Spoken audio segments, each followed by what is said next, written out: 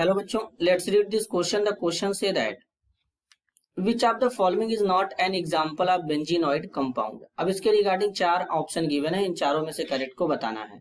तो सबसे पहले समझेंगे बच्चों की कॉन्सेप्ट। की कॉन्सेप्ट क्या होगा बच्चों, जरा ध्यान से समझेंगे। बेंजीनॉइड कंपाउंड, बेंजीनॉइड कंपाउंड की अगर हम बात करें बच्चों, तो ऐसे कंपाउंड होते हैं जिनके अंदर एटलीस्ट कम से कम एक बेंजीन रिंग प्रेजेंट होना चाहिए। एक बेंजीन रिंग प्रेजेंट होना चाहिए, ये बेंजीन रिंग प्रेजेंट होना चाहिए, कम से कम एक तो प्रेजेंट हो ही।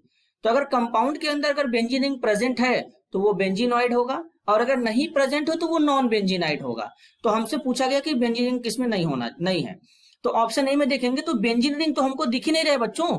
बेंजीन रिंग तो कुछ इस तरीके से होता है, तो ऑप्शन ए में तो बेंजीन रिंग कहीं भी नहीं है बच्चों। तो ये नॉन बेंजीनॉइड का एग्जाम्पल है, तो हमारा ये वाला सही होगा।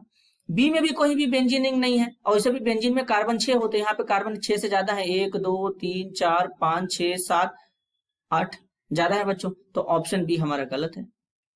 तो ये भी हमारे एग्जाम्पल किसका हो जाएगा, बेंजीनॉइड का एग्जाम्पल नहीं होगा, तो मतलब ये भी सही है। लेकिन अगर सी में देखेंगे तो सी वाला बच्चों ये नेप्थलीन है, और नेप्थलीन में एक बेंजीन रिंग यहाँ पे प्रेजेंट है, तो ये हमारा बेंजीनॉइड कंपाउंड होगा। लेकिन हमसे पूछा जो नहीं है, तो ये गलत है। ये डी में जो दिया ये एनिलीन है, एनिलीन में भी एक बेंजीन रिंग प्रेजेंट है, तो ये भी हमारा गलत हो जाएगा। तो फाइनल आंसर क्या होंगे, ऑप्शन ए और option B. This is your answer. I hope you understood it well. All the best.